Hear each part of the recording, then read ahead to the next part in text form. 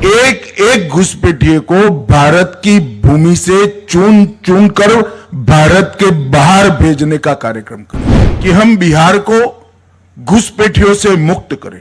उद्घाटन और लोकार्पण आज किया जा रहा है। 18 खंडों में से 14 खंडों पर कार्य पूरा हो चुका है और 4 खंडों पर कार्य की पूर्ण करने की गति अति तेज है कि हमारे देश के दुश्मन और देश को नुकसान करने की मंशा रखने वाले तत्व वो देश के रास्ते का उपयोग कर भारत में प्रवेश न करें। अवैध स्मगलिंग, नारकोटिक्स और कई प्रकार की ऐसी गतिविधियां हैं जिस पर हमें पैनी नजर रखनी है। अच्छे रहने की व्यवस्था, विकलांग अनुग्रह राशि को भी संरेखित करना, कई प्रकार के कि हम बिहार को घुसपैठियों से मुक्त करें। घुसपैठिए बहुत बड़ा चैलेंज है। आवाज जनता की, उनका मार्गदर्शन प्राप्त कर सके।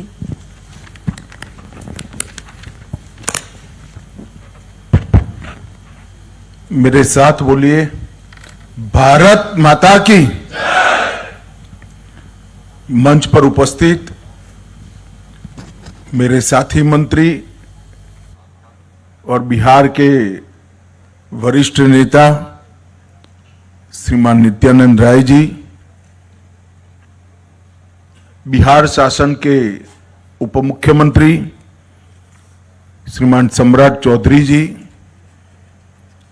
मेरे साथ सीमांचल के 3 दिन के दौरे में आए हुए गृह सचिव भारत सरकार गोविंद मोहन जी, आज सूचना ब्यूरो के निर्देशक श्री तपन डेका जी, सचिव सीमा प्रबंधन डॉक्टर राजेंद्र कुमार जी, आज के कार्यक्रम में उपस्थित महानिर्देशक सशस्त्र सीमा बल श्री संजय सिंगल जी और उपस्थित सभी प्यारे जवानों, मेरे लिए बहुत खुशी का दिन है आज कि सीमा के प्रहरी के रूप में, संस्कृति के दूत के रूप में जो सशस्त्र सीमा बल के जवान काम कर रहे हैं, उनकी सुविधाओं में लगभग 170 करोड़ की लागत से ये पूरे क्षेत्र में अनेक प्रकार के भवनों का उद्घाटन और लोकार्पण आज किया जा रहा है।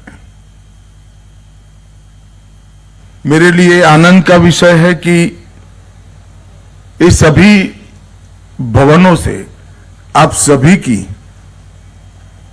अपनी तैनाती की कठिनाइयां जो हैं वो थोड़ी कम करने में जरूर फायदा मिलेगा, ऐसा मुझे भरोसा है। नरेंद्र मोदी जी की सरकार ने 2014 से देश के सभी सीएपीएफ के लिए सुविधाओं के लिए एक संवेदनापूर्ण कार्य योजना बनाई है और ये इसी का हिस्सा है कि आज इस क्षेत्र के एसएसबी के काम में कार्यरत सभी जवानों को ढेर सारी सुविधाओं प्राप्त होगी। मित्रों, आज भारत के क्रांतिवीर वीर सावरकर जी की पुण्य तिथि है। वीर सावरकर जी न केवल आजादी के संग्राम के अप्रतिम योद्धा थे, एक निडर देशभक्त जिनकी कलम में भी बहुत बड़ी ताकत थी, गद्य और पद्य दोनों प्रकार के साहित्यों से जिन्होंने पूरे देश में देशभक्ति का ज्वार जगाया और मूल तत्वों को विचार करने वाले वो नेता थे। हम सब लोग, देश के सभी लोग, सावरकर जी के पहले 1857 में जो सशस्त्र क्रांति हुई थी उसको 1857 के विप्लव के नाम से जानते थे। वीर सावरकर ने ही दृष्टिकोण बदला और उसको देखने का नजरिया बदल गया कि 1857 में विप्लव नहीं हुआ था हमारे देश के लिए, तो वो स्वातंत्र संग्राम था। ये दृष्टिकोण से ही पूरे देश का गुलामी को तोड़कर फेंक देने का जज्बा उभर कर आया था। उनकी आजादी की इच्छा इतनी तीव्र थी, देशभक्ति इतनी सर्वोच्च सीमाओं पर थी कि दरिया के अंदर भी छलांग लगाकर देश को आजाद करने का उन्होंने प्रयास किया। अस्पृश्यता हो, भाषाओं की शुद्धि हो या परिशुद्ध राष्ट्रवाद की कल्पना हो, ये सभी के लिए वीर सावरकर जी ने मृत्यु पर्यंत बहुत प्रयास किए और निरंतर करते रहे।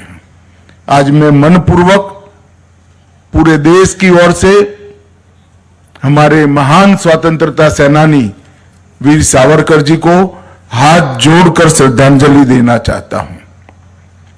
मित्रों, आज यहां पर लगभग 175 करोड़ की लागत से एसएसबी से जुड़ी कई परियोजनाओं का लोकार्पण और भूमि पूजन हुआ है। और मैं आज आपके माध्यम से बिहार की जनता को यह भी बताना चाहता हूं, भारत नेपाल सीमा सड़क योजना के तहत 554 किलोमीटर बॉर्डर रोड को भी स्वीकृत किया गया है और इसमें से 18 खंडों में से 14 खंडों पर कार्य पूरा हो चुका है और 4 खंडों पर कार्य की पूर्ण करने की गति अति तेज है। इसके लिए आवंटित 2496 करोड़ में से 2336 करोड़ रुपए का खर्च पूरा हो चुका है।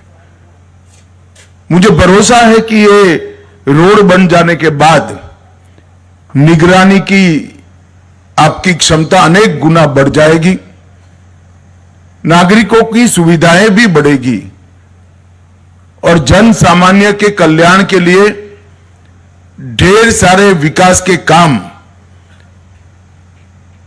सीमा के अंत तक पहुंचाने में बड़ी सरलता होगी। आज मैं एसएसबी के कार्यक्रम में आया हूं, तब एसएसबी एक जमाने में विशेष सेवा ब्यूरो के नाम से जाना जाता था और हमारे सीमांत गांवों के सांस्कृतिक पहचान, इतिहास, उनकी संस्कृति का संरक्षण और संवर्धन, उनकी पहचान का संरक्षण और संवर्धन, ये जिम्मेदारी एसएसबी के जिम्मे थी। बाद में समय के साथ साथ 65 से लेकर आज तक काम बदलता गया, परंतु अटल जी की सरकार के वक्त एक निर्णय हुआ कि भारत और एक देश की सीमा पर एक ही सशस्त्र बल सुरक्षा करेगा और तब से लगभग एसएसबी के जिम्मे नेपाल, भूटान की सीमाओं की सुरक्षा का काम आया। 2001 में 1751 किलोमीटर लंबी भारत नेपाल की बाढ़ बगैर की सीमा की सुरक्षा आपके जिम्मे आई और 2004 से 699 किलोमीटर लंबी भूटान की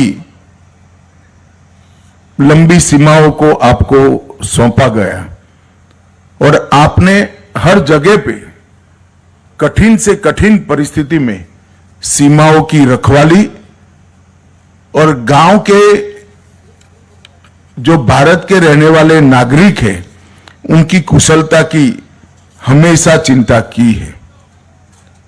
मित्रों, जब आप बॉर्डर बगैर की सीमा की सुरक्षा का जिम्मेदारी उठा रहे हो, तब एक बात पर मैं निश्चित ध्यान दिलाना चाहता हूं कि सही है कि बॉर्डर इसलिए नहीं कि हम मित्र देश की सीमा की सुरक्षा करें, इस सीमा की सुरक्षा करें जो भारत के साथ मैत्रीपूर्ण रिश्ते हैं, परंतु ये जरूरी नहीं कि हमारे देश के दुश्मन और देश को नुकसान करने की मंशा रखने वाले तत्व वो देश के रास्ते का उपयोग कर भारत में प्रवेश न करें। इसलिए हमेशा सीमा सुरक्षा बल ने अपनी नजर भी पैनी रखनी पड़ेगी और अपने इंफॉर्मेशन के स्रोतों को भी बहुत मजबूत रखने की जरूरत है। और इसके लिए जरूरी है कि सीमांत गांवों के अंदर सीमा सुरक्षा बल के जवान और अधिकारी दोनों का संवाद हो, संपर्क हो और अच्छे संबंध हो, तभी हमें गांवों से इंफॉर्मेशन मिल सकती है। उसी तरह से सीमा के उस पार जो सशस्त्र बल है उसको भी हमने हमारे रिश्तों के माध्यम से हमारे काम में उपयोग भी करना चाहिए और उनका भी सहयोग करना चाहिए। सीमा की सुरक्षा के साथ साथ अवैध स्मगलिंग, नारकोटिक्स और कई प्रकार की ऐसी गतिविधियां हैं जिस पर हमें पैनी नजर रखनी है। मैं तो चाहूंगा कि एसएसबी के सभी अधिकारी बैठकर इसके लिए एक एसओपी का निर्माण करें, जिसको जवान तक नीचे तक ट्रेनिंग के समय से ही सिखाया जाए। मैं निश्चित रूप से मानता हूं जहां बाढ़ लगी है, फेंसिंग है, वो सीमा की सुरक्षा करना सरल है। उस और मैत्रीपूर्ण व्यवहार रखने वाला देश न होने के बावजूद भी सरल है, क्योंकि बीच में बाढ़ है। मगर जब खुली सीमा की सुरक्षा करनी होती है तो अनेक प्रकार के सीमा सुरक्षा के नए आयामों को हमने एड्रेस करना पड़ता है, पहचानना पड़ता है और उसका समाधान भी ढूंढना पड़ता है। तो सीमा सुरक्षा बल के डीजी और सारे अधिकारी बैठकर एक ऐसी एसओपी बनाए जो सभी खतरों को नाप लेने में सक्षम हो। अभी कुछ दिन पहले मैंने वाइब्रेंट विलेज कार्यक्रम 2 का आसाम में लोकार्पण किया था और वाइब्रेंट विलेज 2 और वाइब्रेंट विलेज 1 मिलकर बहुत महत्वपूर्ण सुधार गांवों की स्थिति में करने का लक्ष्य हमारे प्रधानमंत्री जी ने रखा है। मुझे पूरा भरोसा है कि इस लक्ष्य को हम सिद्ध कर पाएंगे। नरेंद्र मोदी सरकार का बहुत प्राथमिकता वाला एजेंडा हमारे जवान और उनके परिवारजनों की सभी प्रकार की सुविधाएं बढ़े और कष्ट कम हो, ये है। इसलिए हमने आयुष्मान सीएपीएफ, आवास योजना, आवास वेब पोर्टल, प्रधानमंत्री छात्रवृत्ति योजना, बहनों को भर्ती करते हैं उनके अच्छे रहने की व्यवस्था, विकलांग अनुग्रह राशि को भी संरेखित करना, कई प्रकार के सुधार जवानों के कल्याण के लिए किए हैं। मैं आज बिहार के सीमांचल के क्षेत्र में आया हूं, तब मैं बिहार की जनता को भी कहना चाहता हूं कि हमने चुनाव में बिहार की जनता को वादा किया था कि हम बिहार को घुसपैठियों से मुक्त करेंगे। घुसपैठियों से मुक्ति से मतलब सिर्फ मतदाता सूची से नाम हटाना नहीं, हम कृतनिश्चयी है कि एक एक घुसपैठिए को भारत की भूमि से चुन चुन कर भारत के बाहर भेजने का कार्यक्रम करेंगे। और भारतीय जनता पार्टी स्पष्ट कर देना चाहती है, मेरी सरकार भी स्पष्ट करना चाहती है कि वादा चुनावी वादा नहीं है। नरेंद्र मोदी सरकार का ये दृढ़ संकल्प है कि पूरे देश को हम घुसपैठियों से मुक्त करेंगे और ये पूरे सीमांचल क्षेत्र में ये शुरुआत कुछ ही समय में होने जा रही है। मैं खुद चुनाव के वक्त 4 दिन सीमांचल में रहा था, हर जिले में गया हूं और ये वादा किया है जनता को कि हम पूरे सीमांचल को घुसपैठियों से मुक्त करेंगे। आमतौर पर नेताओं के वादे जनता को याद कराना पड़ता है, मगर आज मैं सीमांचल की जनता को मेरा वादा याद कराने आया हूं, क्योंकि मुझे सीमांचल की जनता का सहयोग चाहिए।